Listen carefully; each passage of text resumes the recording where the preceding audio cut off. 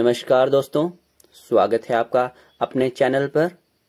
तो दोस्तों, पिछली वीडियो में हमने देखा था कि सीटेट पेपर 1 में जो हिंदी का सिलेबस रहेगा उसमें व्याकरण और शिक्षा शास्त्र जो है वो 15-15 अंक के रहते हैं। और हमने देख लिया था कि व्याकरण में जो 15 अंकों का सिलेबस रहता है उसमें कौन कौन से मेन टॉपिक्स जो है वो रहने वाले हैं। आज हम देखेंगे कि हिंदी शिक्षा शास्त्र में जो 15 अंकों का सिलेबस रहता है उसमें मुख्य तौर पर कौन से टॉपिक्स जो हैं वो अपनी विशेष भूमिका निभाते हैं। तो चलिए शुरू करते हैं। तो दोस्तों, हिंदी शिक्षा शास्त्र में जो हमारा पहला टॉपिक रहेगा वो रहेगा भाषा अधिगम और भाषा अर्जन।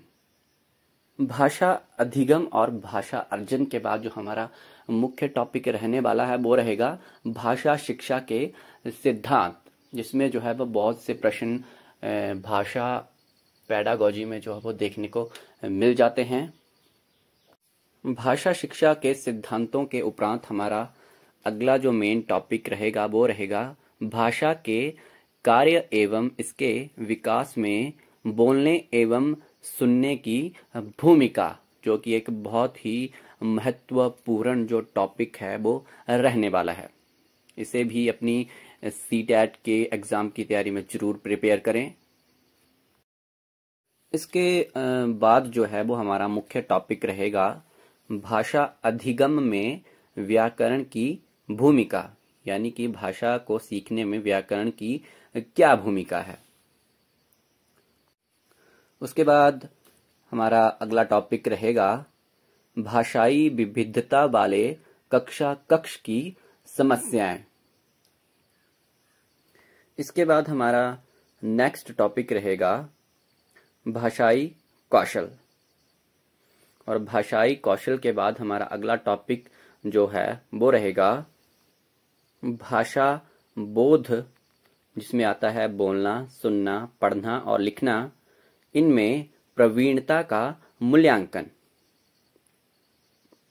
इसके बाद जो है वो हमारा नेक्स्ट टॉपिक रहेगा वो रहेगा शिक्षण सहायक सामग्री, यानी कि भाषा के शिक्षण में जो सामग्री उपयुक्त रहती है वो कौन सी रहती है, इसके बारे में भी जरूर पढ़ें। उसके बाद हमारा नेक्स्ट टॉपिक रहेगा हिंदी में उपचारात्मक शिक्षण व निदानात्मक शिक्षण। उसके बाद जो हमारा अगला टॉपिक रहने वाला है वो रहेगा हिंदी भाषा की शिक्षण विधियां। हिंदी भाषा को पढ़ाने में बहुत सारी विधियों का जो है वो उपयोग करना पड़ता है एक शिक्षक को। इसमें जो है वो जो निम्न हमारी मुख्य विधियां रहेंगी जो हमने एग्जाम के लिए प्रिपेयर करनी है वो कुछ इस प्रकार से रहेंगी। सबसे पहले हमारी जो है वो विधि रहेगी वो रहेगी अनुकरण विधि। अनुकरण विधि के बाद जो हमारी अगली विधि रहेगी वो रहेगी प्रत्यक्ष विधि। तीसरी जो हमारे पास हिंदी भाषा के शिक्षण की विधि रहेगी वो रहेगी व्याकरण विधि। व्याकरण विधि के बाद जो हमारी मुख्य अगली विधि रहेगी वो रहेगी इकाई विधि। इकाई विधि के बाद हमारी अगली विधि जो है वो रहेगी प्रयोजन विधि। तो दोस्तों, प्रयोजन विधि के बाद अगली जो मुख्य भूमिका निभाएगी वो विधि रहेगी प्रोजेक्ट विधि। प्रोजेक्ट विधि से, जिसे योजना विधि भी कहा जाता है, उससे बहुत सारे प्रश्न जो है वो देखने को मिल जाते हैं। दोस्तों, प्रोजेक्ट विधि के बाद जो हमारी अगली विधि रहेगी वो रहेगी अक्षर बोध विधि।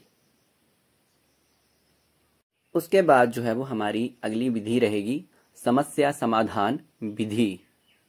समस्या समाधान विधि के बाद हमारी नेक्स्ट जो है वो विधि रहेगी वो रहेगी खेल विधि। ये भी बहुत ही इम्पोर्टेंट विधि है जिसमें से बहुत से क्वेश्चंस देखने को मिल जाते हैं। खेल विधि के बाद हमारे पास मुख्य जो सबसे मेन विधि बचती है वो है एक आगमन विधि। आगमन विधि, जिसे इंडक्टिव मेथड कहा जाता है, वो सबसे मेन जो है वो भूमिका निभाता है। आगमन विधि के बाद जो हमारी नेक्स्ट मेन विधि है वो है निगमन विधि। आगमन और निगमन विधि में से बहुत सारे प्रश्न जो है वो पूछे ही जाते हैं, तो इनको जरूर प्रिपेयर करें। तो दोस्तों, ये थे कुछ मेन टॉपिक्स जो हिंदी शिक्षा शास्त्र से 15 अंकों के पूछे जाते हैं। मुझे आशा है कि आपको आज की वीडियो ज़रूर पसंद आई होगी, और अगर पसंद आई होगी तो वीडियो को लाइक, शेयर और चैनल को सब्सक्राइब ज़रूर करें।